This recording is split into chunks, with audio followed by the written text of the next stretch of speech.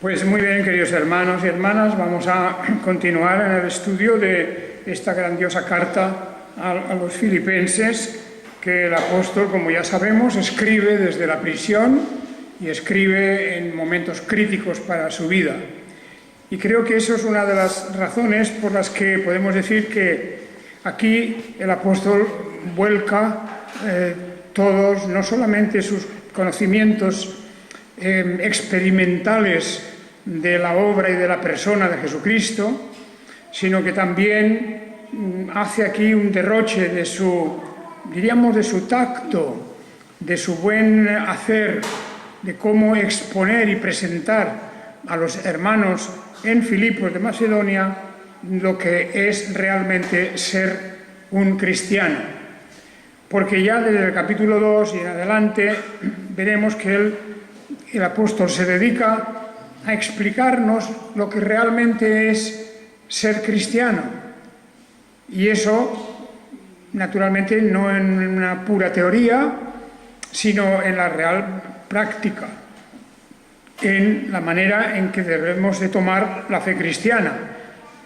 En la práctica, seriamente, para dar un testimonio a aquellos que nos rodean y también para la edificación del cuerpo de Jesucristo, que es su Iglesia.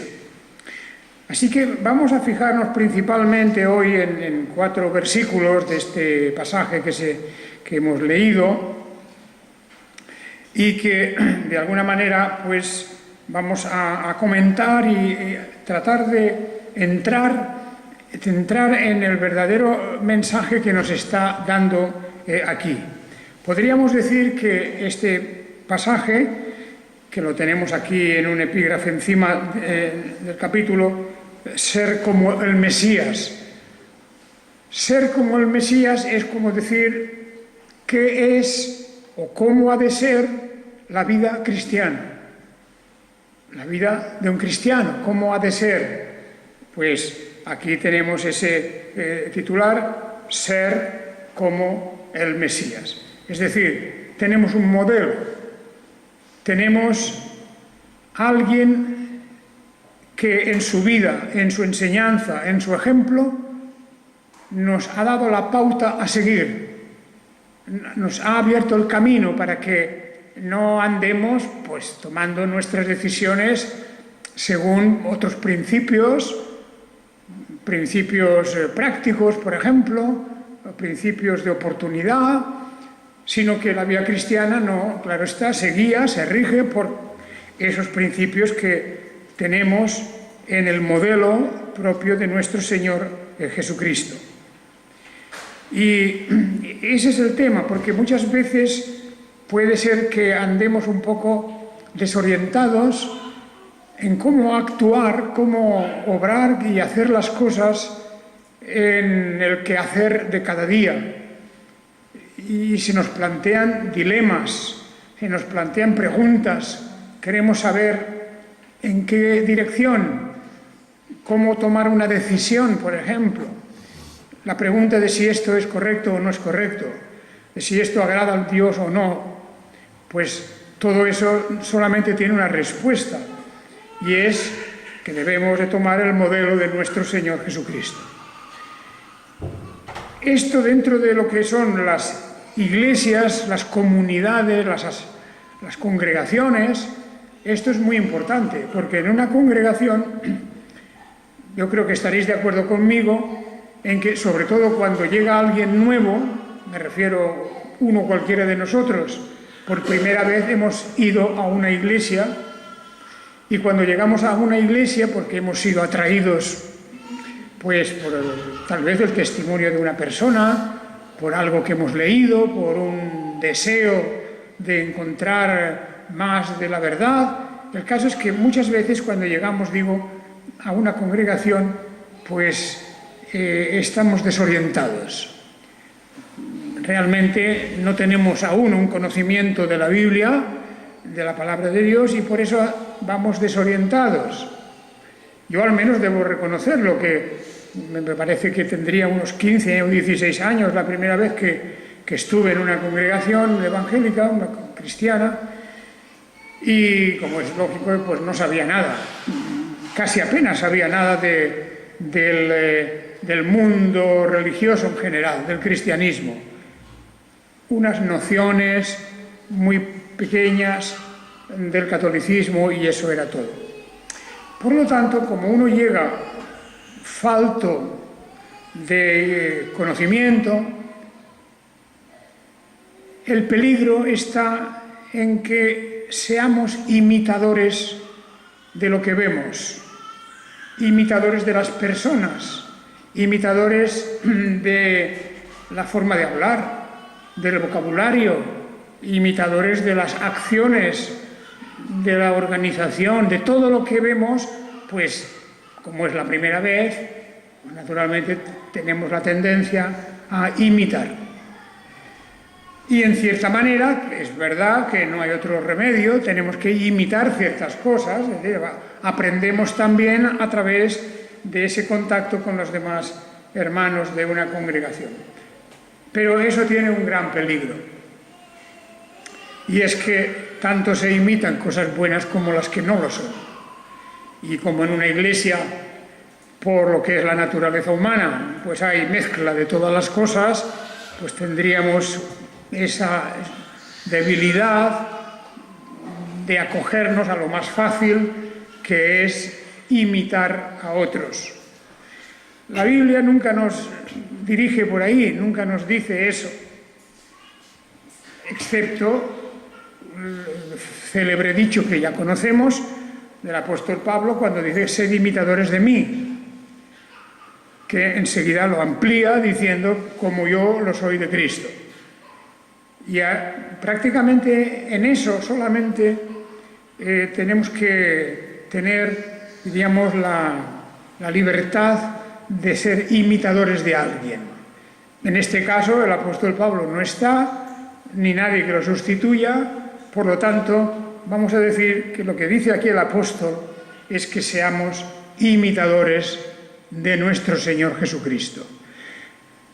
Que la vida cristiana es seguir el camino que Él ha abierto para nosotros, el ejemplo que Él ha puesto para nosotros. Y fijaos cómo empiezan estos primeros textos del capítulo 2, el versículo primero, por ejemplo: por tanto, si hay alguna consolación en el Mesías, si alguna exhortación de amor, si alguna comunión del Espíritu, si algún afecto entrañable de misericordia, completad mi gozo para que seáis de un mismo sentir. Nos está hablando en este primer versículo de los fundamentos y principios de lo que es la vida cristiana. Naturalmente, si tenemos en Cristo Jesús verdadera consolación, es decir, acudimos a Él para remediar nuestros problemas, nuestras dificultades, nuestras dudas, para encontrar en Él ese consuelo que necesitamos constantemente en la vida. Si eso lo tenemos, entonces Él habla aquí de exhortación de amor, habla de comunión del Espíritu y habla de afecto entrañable de misericordia. Todos estos términos, todas estas expresiones, aunque el texto, el versículo está puesto como en una forma condicional porque dice: si hay alguna consolación. Naturalmente que la hay. Para ser cristiano y ser seguidor de Jesucristo, en Él tenemos nuestra consolación. En Él recibimos exhortación con amor. En Él tenemos comunión espiritual y comunión del Espíritu de Dios. Y en Él tenemos afecto entrañable de misericordia. De manera que esta condición, si hay alguna consolación, claro que la hay, se presupone siendo cristianos, y se presupone que ese es el camino de la vida cristiana, de la vida de creyentes, que tenemos consolación en el Mesías, que tenemos la exhortación de amor, es decir, exhortación, como en la palabra esta se incluye también, diríamos, la enseñanza con autoridad, incluso si hace falta con una cierta reprensión, el llamarnos la atención con amor, porque esa es una condición necesaria totalmente, como lo vemos en el ejemplo de nuestro Señor Jesucristo. Por lo tanto, aquí en este texto lo primero que vemos es que Él nos introduce en el camino de la vida cristiana a través del modelo que es nuestro Señor Jesucristo. Por eso digo, si alguna vez hemos sentido la tentación de imitar a otros, como he dicho antes, cuando llegamos de primera vez a una nueva congregación o a cualquier otro sitio, pues hemos de pensar esto, que nuestro modelo no es una congregación, no es una persona en la congregación. Nuestro modelo no es, en fin, simplemente la tradición que exista, que pueden ser totalmente legítimas, variadas, porque muchas cosas, vamos a decir, son de carácter indiferente, lo mismo es de una manera que de otra, ciertas cuestiones en el culto, etcétera, pero de todos modos, nuestro modelo nunca es lo exterior, nunca es aquello con lo que estamos conviviendo.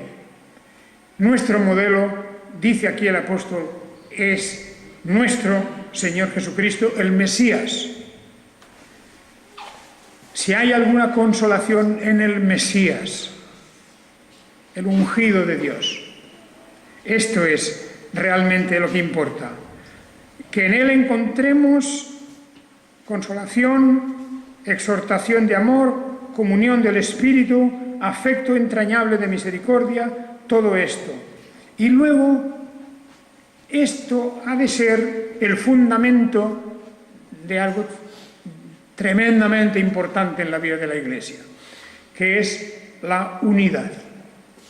El apóstol se dirige aquí enseguida en el versículo 2 diciendo: completad mi gozo para que seáis de un mismo sentir, teniendo un mismo amor, unánimes, teniendo los mismos sentimientos.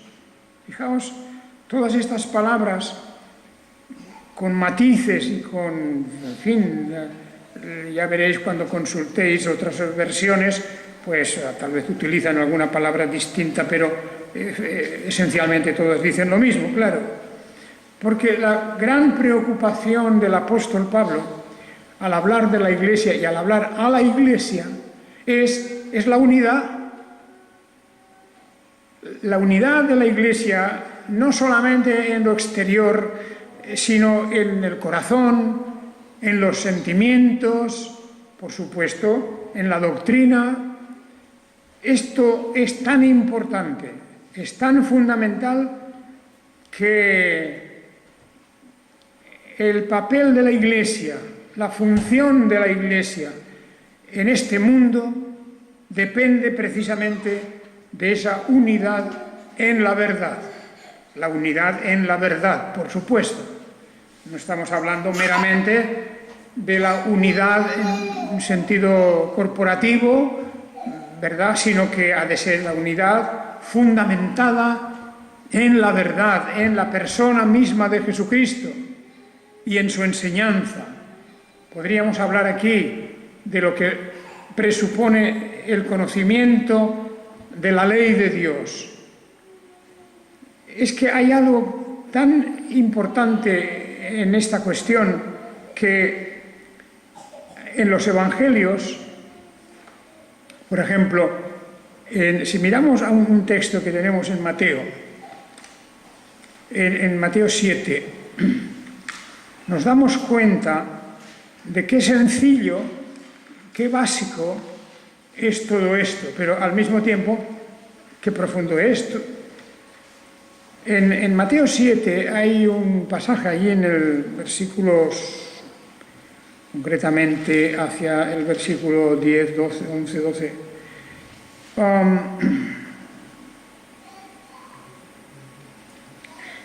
En Mateo 7, 12, cuando hay una parte del sermón del Señor, pedid y se os dará, buscad y hallaréis, llamad a la puerta se os abrirá, dice todas estas cosas, ¿verdad? Todo el que pide recibe, el que busca halla, etcétera.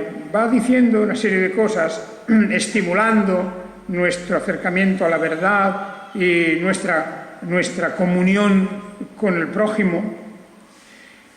Y entonces al final viene a sacar una regla. Es una regla que podemos llamar de las varias reglas de oro en la Biblia. Y esta, en el versículo 12, es el resumen de todo, que es la convivencia entre los cristianos y la unidad de la Iglesia. Y dice, Mateo 7:12, así que todo cuanto queráis que os hagan los hombres, así también hacedles vosotros, porque esta es la ley y los profetas. Naturalmente, hemos de explicar un poco, por si acaso, todo cuanto queráis que os hagan de bueno, todo cuanto queréis que os hagan de servicio, todo cuanto queréis que os hagan en demostración del amor, todo lo que queréis, es decir, la regla se simplifica pues diciendo que lo que quieres que hagan contigo, hazlo tú con los demás. Y como todos queremos que nos traten bien y todos queremos que nuestro prójimo pues nos ame y nos facilite las cosas, pues aquí también lo tenemos con esta expresión, así también hacedles vosotros. Porque esta es la ley y los profetas. Y aquí voy. Con frecuencia, toda la ley y todos los profetas, fijaos si hay páginas y páginas y páginas de la ley y los profetas. Y el Señor Jesucristo dice, esto es la ley y los profetas. Resumido, todo concentrado en un átomo. Algo tan enorme, tan grande como es toda la ley y todos los profetas, se resume en esto. Haz a tu prójimo lo que tú deseas que te hagan a ti. Es fácil. Y por lo tanto no necesitamos ser imitadores de nada ni de nadie. Lo que necesitamos es conocer la palabra de Dios, conocer las Escrituras, sus ejemplos, su historia, la conducta de diversos personajes, unos en conducta positiva, otros en conducta que es negativa. Pero todo eso tiene que formar en nosotros un criterio, una manera de enjuiciar las cosas, una forma de conocer si está bien o está mal. Y lo más simple es, con esta regla fundamental, haced vosotros a vuestro prójimo como queréis que el prójimo haga con vosotros. Ahí tenemos una verdadera regla de oro, una verdadera regla de oro. Allí en el Evangelio de Lucas también encontramos estas palabras muy parecidas. En Lucas capítulo 8, versículo 21, donde el Señor, a ver si, un momentito, sí.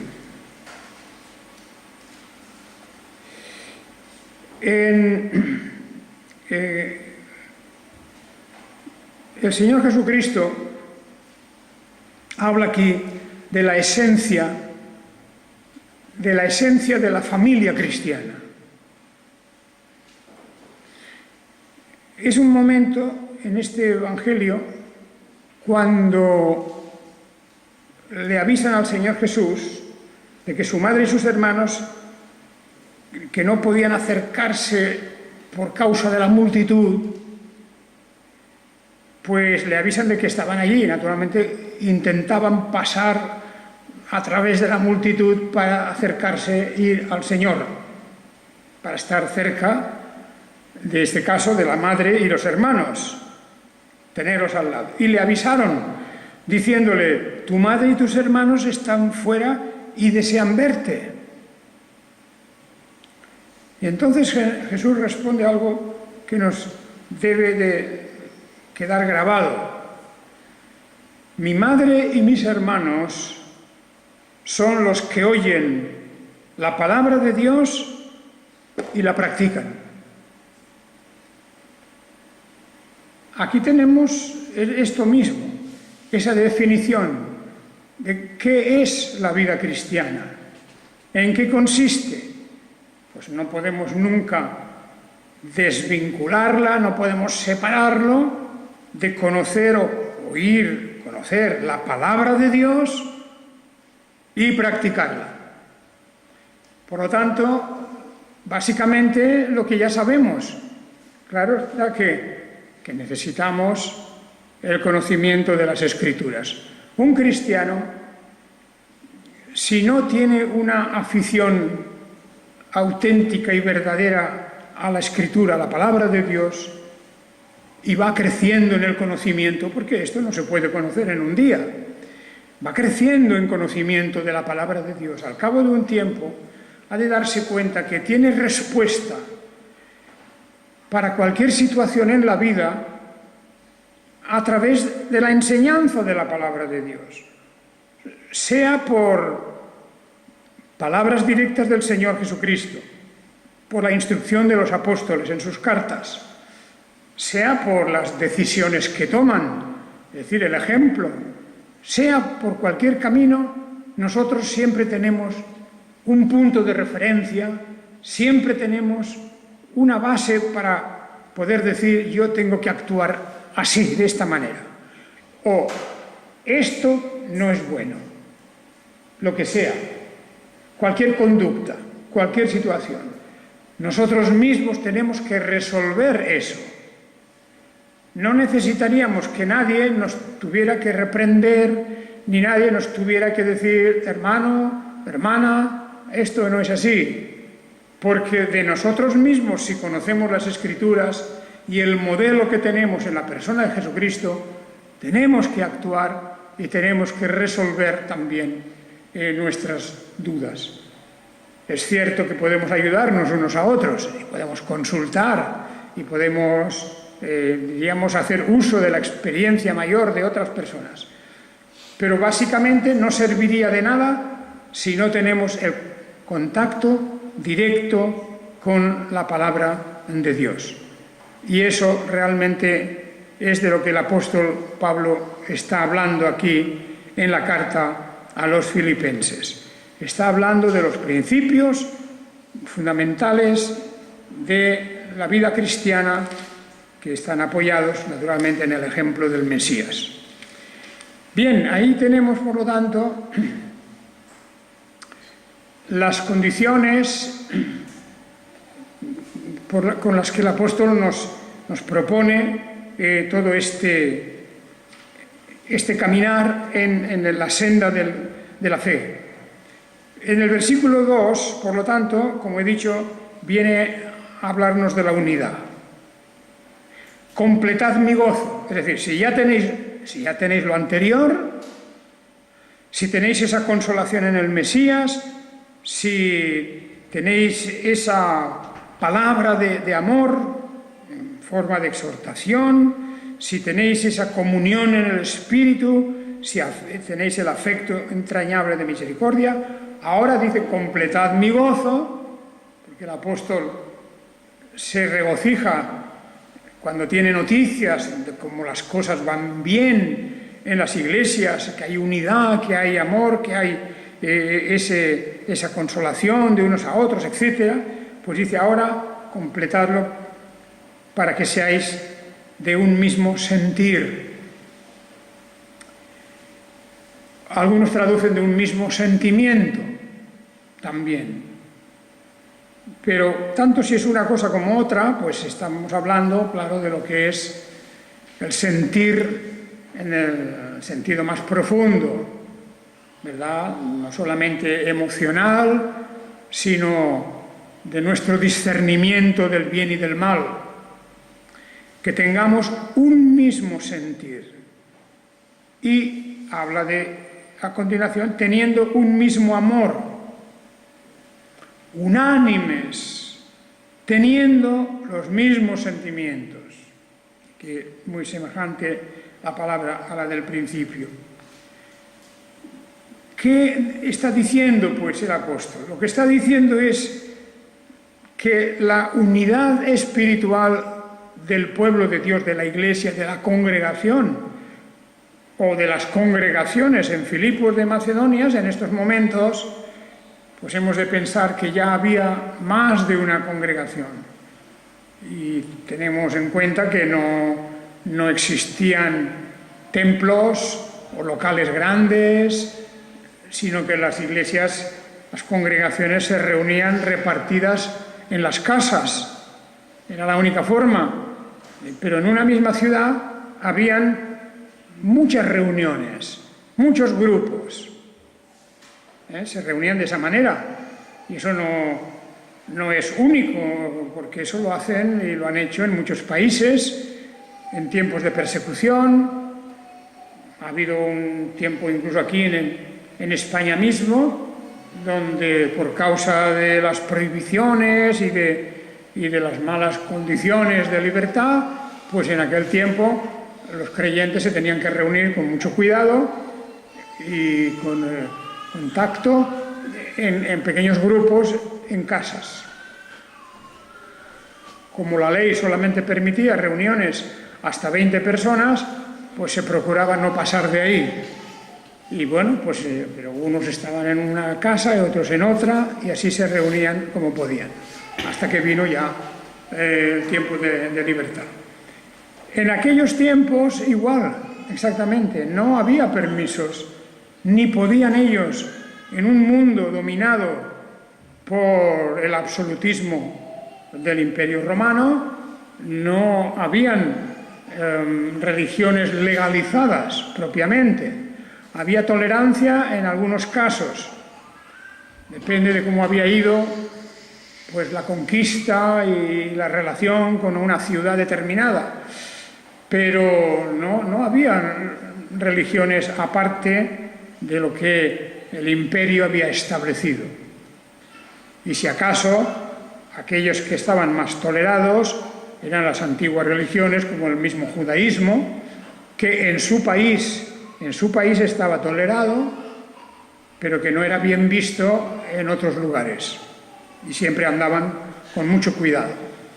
Bueno, sea como sea, el caso es que el apóstol está diciendo aquí que debemos concurrir todos en un mismo sentimiento, en la vida, en la acción, en la conducta, en la relación unos con otros, en definitiva, que con toda sencillez, con toda honradez, con toda franqueza, sinceridad, pues digamos siempre lo que es agradable delante de Dios.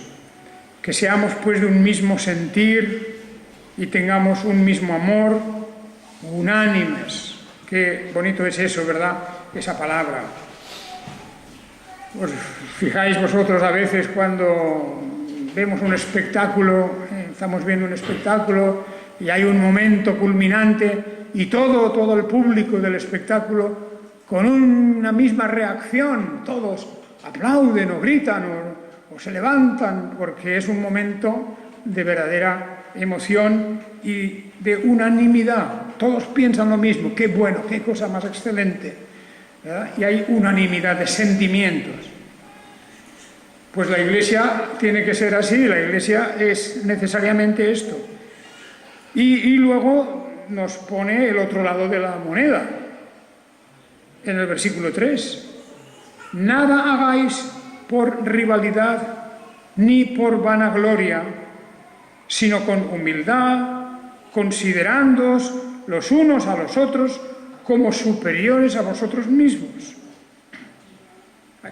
Este es un texto clave para mantener siempre en las iglesias un buen ambiente, una buena relación. Y es, como dice aquí, ¿cuál es el motivo de las cosas que yo hago? ¿O del servicio que yo hago en la iglesia? ¿Qué motivo? Puede haber un motivo de rivalidad. A veces en las iglesias hay pequeñas enemistades, bueno, a veces pueden ser grandes, con alguien en concreto, y se puede tener ese espíritu de rivalidad. Sí, porque eso es una cosa muy humana. En todas las asociaciones, en todos los cuerpos sociales, pues es muy fácil que encontremos a alguien que quiere destacar y por lo tanto siempre hay un rival ahí, siempre se ve como compitiendo con alguien.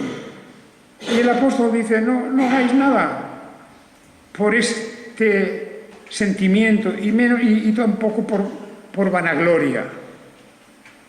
Vanagloria es, bueno, diríamos, el querer ponerse una medalla por algo, el querer tener una notoriedad, ser importante, ¿verdad? Eso es la vanagloria y es una gloria vana, porque de Dios no va a recibir ninguna compensación, ninguna clase de alabanza, porque todo lo que sea el carácter altivo y lo que sea esa especie de afán de destacar por encima de otros, Dios lo menosprecia. El Señor no. Hemos de tomar el ejemplo, claro, siempre de nuestro Señor Jesucristo.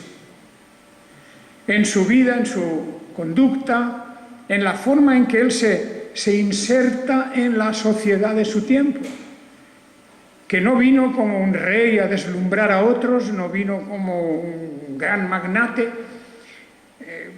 para aplastar a los demás, sino que vino, como el apóstol nos vendrá a hablar en este capítulo, con la humildad más grande posible de aquel que, estando por encima de los ángeles, siendo de la misma naturaleza y esencia de Dios, se hizo menor que los ángeles y vino en carne humana, en naturaleza humana. Y ahí tenemos un ejemplo de alguien que siendo todo, se hizo como nada. Y es que es esto, es que frente a los sentimientos humanos de decir yo soy más de lo que se piensan otros, yo quisiera que lo reconocieran y estas cosas que son infantiles en el fondo, ¿verdad? Son a veces complejos de inferioridad o cualquier cosa como se le llame, que denotan una falta de comprensión de nuestra relación con Dios en la persona de Jesucristo. Delante de Dios nada somos polvo. Por lo tanto, ¿a qué viene hinchar el pecho? Nunca en las iglesias tendría que existir esa actitud. Considerándonos los unos a los otros como superiores a vosotros mismos. Es decir, porque siempre, en un hermano o hermana, siempre podemos ver algo que yo no tengo. Cualidades, destrezas, en fin, entrega, sabiduría, experiencia, tantas cosas que unos tienen más que otros. Y eso es un motivo para que siempre miremos unos a otros como superiores.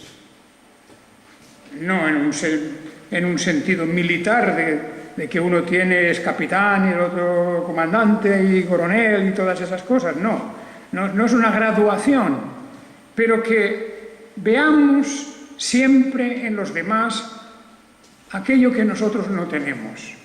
Y pensemos, pues este en realidad es más que yo, es superior, porque tiene esto y lo otro y yo no. O mejor aún, que ni siquiera entremos a juzgar esas cosas, que seamos con la sencillez y la humildad necesaria de aquel que sabe que sus defectos, sus pecados, sus hierros, todo han sido perdonados por el Señor Jesucristo. Así que esto es lo que está diciéndonos, que nos consideremos unos a los otros como superiores a vosotros mismos. Qué bonito es ver en un hermano o en una hermana cosas que yo ni tengo ni puedo tener nunca,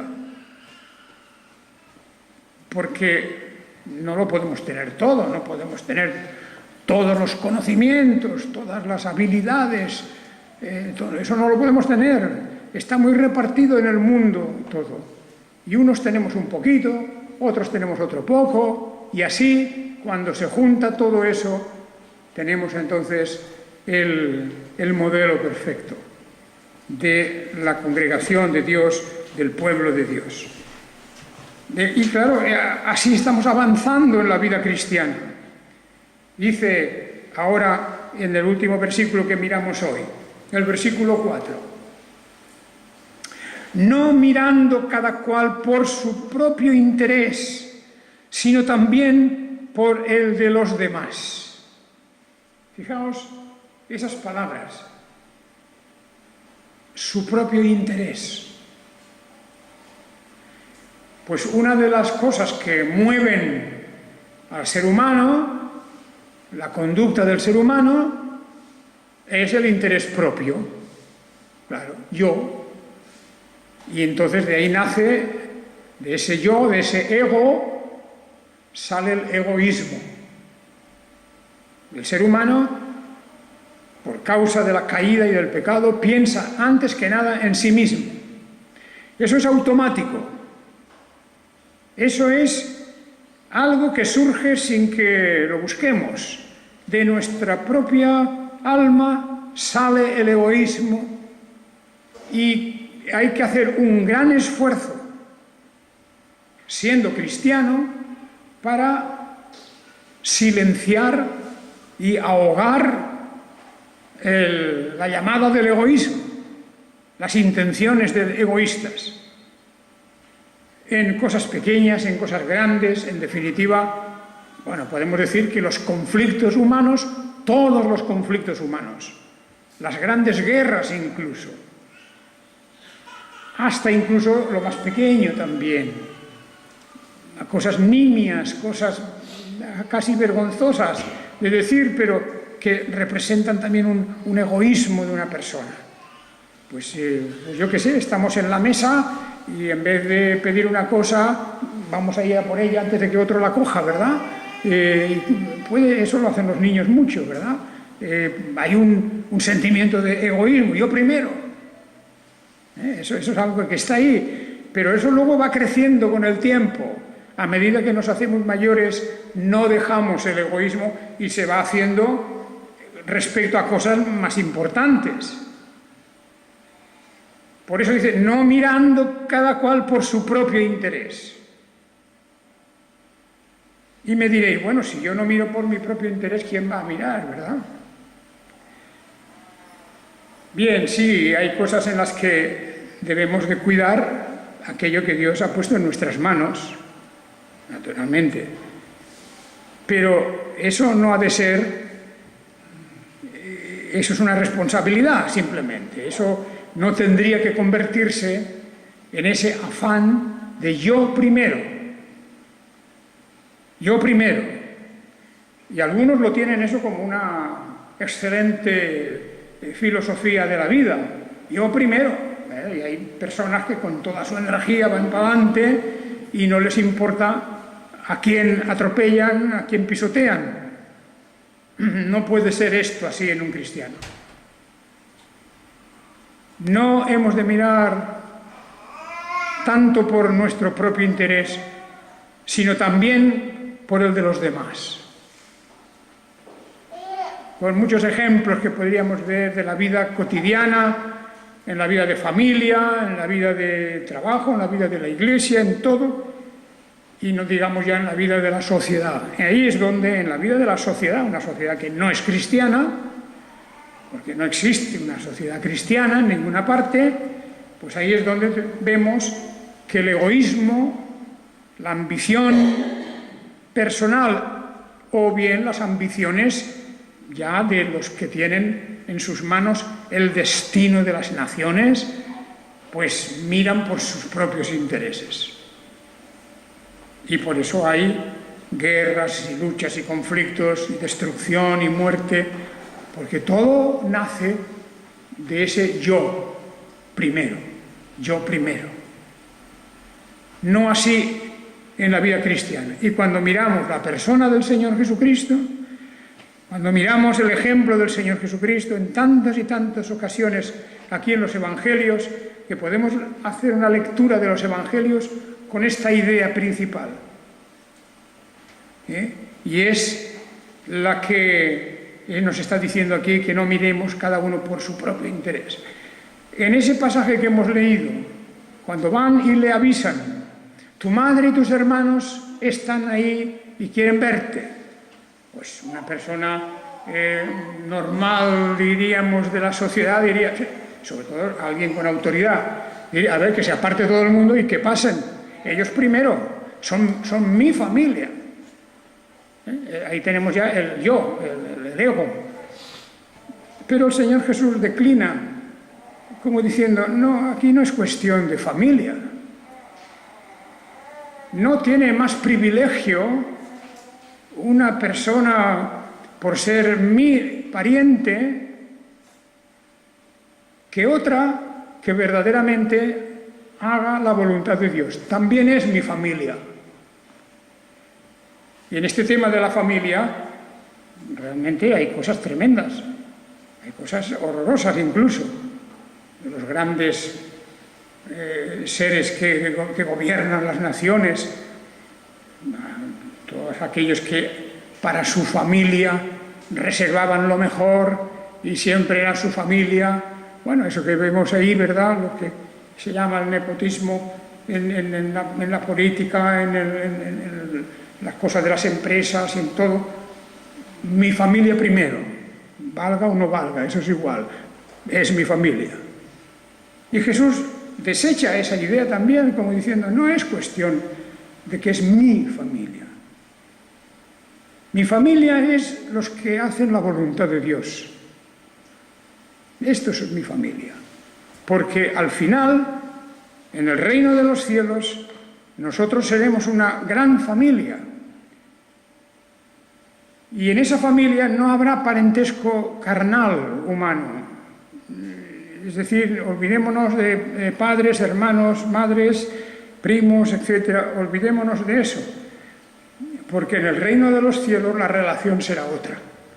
Seremos hermanos redimidos por la sangre de Jesucristo, unidos en el vínculo del amor y de la adoración a Dios en el trono, junto a nuestro Redentor, el Señor Jesucristo. De manera que ese es un ejemplo de la vida cristiana. Y el apóstol, después de empezar así, ya veremos los próximos versículos, nos va a dar el gran modelo a seguir, que ya estamos diciendo, que naturalmente es la persona de Jesús y lo que Él hizo. Que tomemos nota de quién es y qué hizo. Porque ahí es nuestro ejemplo, que debemos nosotros imitar y que debemos seguir, si queremos seguir llamándonos cristianos e hijos de Dios. Que el Señor os bendiga. Amén.